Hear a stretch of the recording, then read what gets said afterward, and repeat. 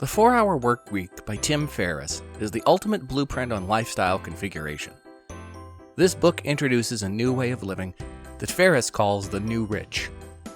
The 4-Hour Workweek is about original thinking and living on your terms.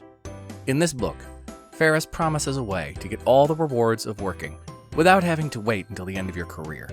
Now let's take a look at the nutshell of this book. The 4-Hour Workweek is a powerful book on lifestyle design for anyone that wants to put living before working. According to Ferriss, people don't want to be millionaires. They want to experience what they believe only millions can buy. The fantasy is the lifestyle of complete freedom it allows. So the question remains is that how you can lead a lifestyle of a millionaire without actually having millions of dollars.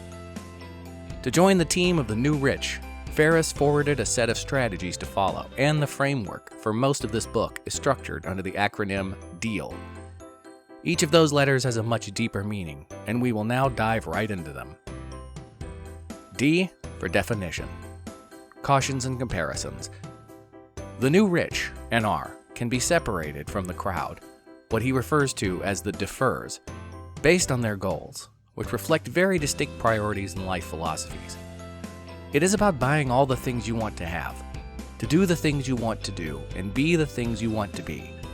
And that can change your feeling towards your life giving, the chance your money being multiplied in practical value. The 4-Hour Workweek is all about identifying and creating these options so that you can make more money while working less. Rules that change the rules. If everyone is defining a problem or trying to solve it in the same way, and the results aren't satisfactory, then you should think of taking some alternative measures, which can sometimes be the total opposite. As an example, Ferriss, while working in a sales department, he realized that the cold calls couldn't get through to their intended recipient. As he started to make all his calls only from 8 o'clock to 8:30 and 6 to 6:30, it netted him twice the number of meetings than the people who made calls all day long. The whole concept of retirement is predicated on the assumption that you dislike what you're doing during the most physically capable years of your life rather than enjoying those years now. Alternating between periods of rest and activity is essential. The new rich distributes many retirements throughout their life, instead of hoarding it all for retirement. And laziness isn't working less all the time. Rather, it is letting circumstances define your life for you.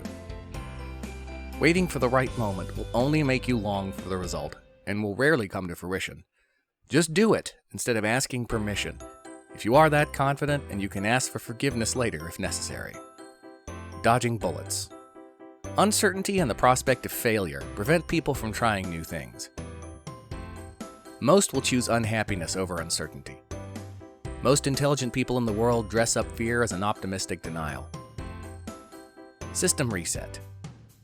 99% of the people in the world are convinced they are incapable of achieving great things, so they aim for the mediocre.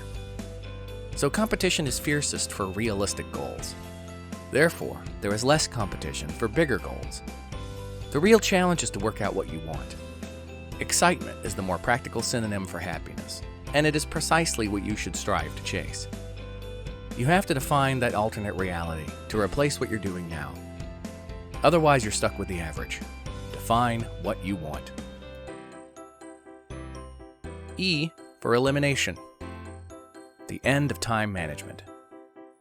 After defining what you want to do with your time, you have to free that time while maintaining or increasing your income. Ferriss claims that we should forget about time management. It's a trap. You shouldn't be trying to fill every second with work. Ferriss utilizes Pareto's 80-20 principle. In any field of endeavor, 80% of results come from 20% of actions. Being selective in what you do, and even doing less, is the path to being productive. By working out which 20% of your sources are causing 80% of your problems, and vice versa, you can adjust your life accordingly. After that, Ferriss utilizes Parkinson's law, stating that the perceived importance of a task will increase in correlation with how much time has been allotted for its completion. So try to shorten your work time and limit your projects only to those that are important. The low information diet. Ferriss suggests that you must learn to be selectively ignorant. Learn to ignore or redirect all information and interruptions that are irrelevant, unimportant, or unactionable. Most information is time-consuming and redundant, you should critically assess what you look at or watch daily and establish whether it's contributing to your goals. Going on a 1-week media fast while consuming information for something immediate and important is suggested by Ferriss. Interrupting interruption and the art of refusal. Learn to be difficult when it counts. An interruption is anything that prevents the start-to-finish completion of a critical task, and you have to make sure that you are not interrupted by creating systems that limit your availability and deflect inappropriate interruptions. Don't be afraid to hang up a Do Not Disturb sign. A for automation. Outsourcing life. Some of the most critical skills necessary for becoming a member of the new rich are learning how to communicate and to manage remotely. An easy way to begin doing so is to hire a virtual assistant, VA, someone in a low-cost geographic location who can save you time doing menial tasks. Never automate something that can be eliminated, and never delegate something that can be automated or streamlined. Refine rules and processes before adding people. Using people as a solution to a poor process multiplies problems. Only delegate time-consuming and well-defined tasks. Income Autopilot 1. After making some room in your schedule, try to find a way of generating cash without consuming time. It's easier to fill demand than to create it.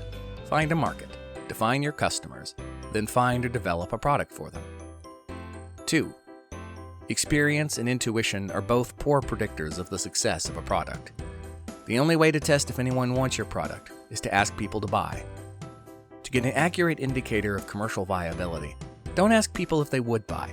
Ask them to buy. Microtesting involves using inexpensive advertisements to test consumer response to a product before manufacturing. 3. Once you have a product that sells, it's time to design a self-correcting business architecture that runs itself. In Phase 1, which is between 0 to 50 units of product sold, do it all yourself. Take customer calls to determine common questions that you will answer later in an online FAQ. Stepping up to Phase 2, over 10 units sold per week. Pick an affordability reachable niche market. In Phase 3, over 20 units sold per week. Find end-to-end fulfillment houses that handle it all.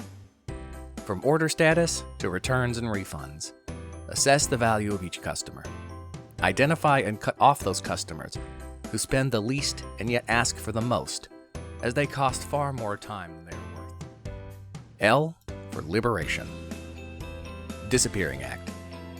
If you are currently an employee for a company and want to enjoy the unrestricted remote living of the new rich, there are a few things you can do.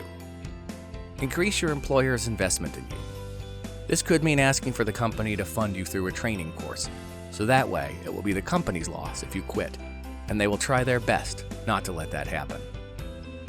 Prove increased output off-site by calling in sick for 2 days, but then work from home, doubling your work output. And this will send your employers the message that you are equally efficient working out of your office. Bill more client time, complete more projects, or otherwise demonstrate quantified improvement. Explain the increased productivity as less time commuting and fewer distractions. Propose a remote working trial period. This could start at 1 day per week. Make your remote working days the most productive up to date. Up the ante to 4 days per week remote for a 2-week trial. Beyond repair. Some jobs, however, are simply not worth salvaging. Just because you may have invested a lot of time into a job doesn't make it a worthwhile venture. It is the fear that keeps you from leaving that unattractive and enjoyable job of yours, and some of the quick thoughts that come to our minds. Number 1, quitting is permanent. No, it is not. It's always possible to pick up your chosen career path with a different company at a later date. 2, paying bills will be harder. Actually not.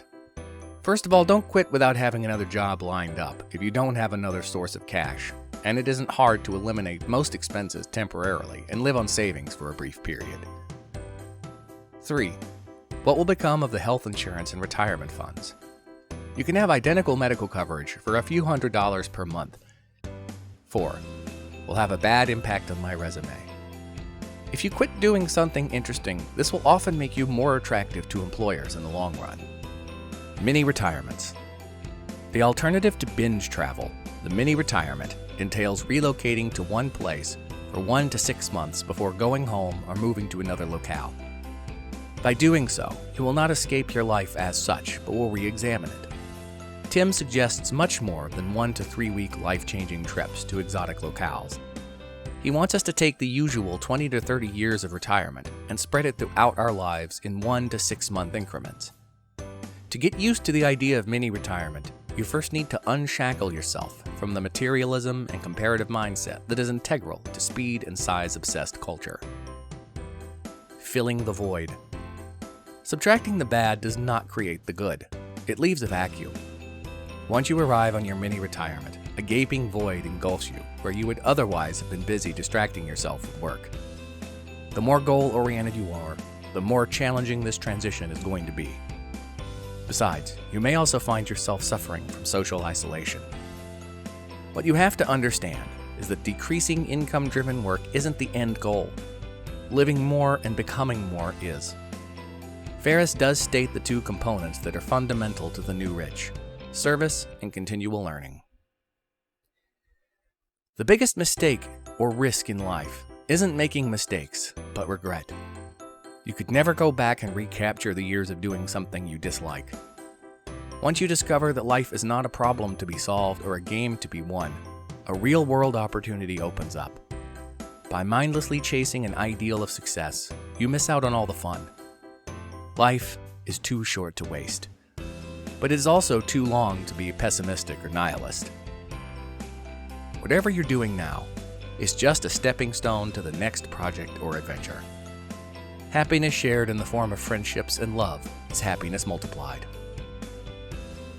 If you enjoyed the video, be sure to hit the like button and subscribe for more videos like this, and also turn on the notification to be updated with our future uploads.